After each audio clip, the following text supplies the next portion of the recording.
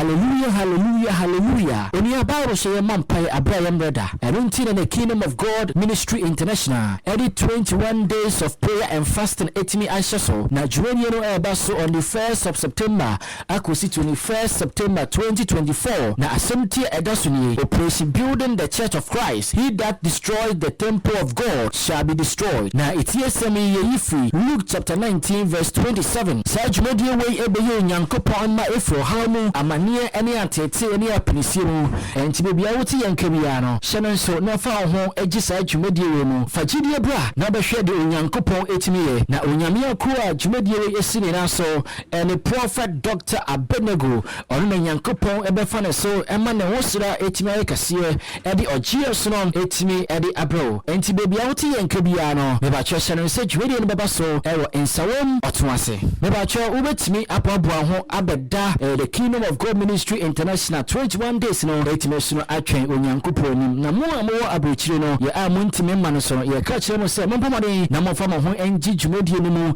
abra jumodie no ebeti baba so on Ministry TV ewo Facebook YouTube mo fama yefo so ento na jumodie no esu no entimi enkonka enti se wo upe enchiro bia me pacho for numbers ya ewo screen esu ye hwe ni mi se obaba na onyankopon so no etimi aye wo ho senkyerene kingdom ana onyankopon fie ankasa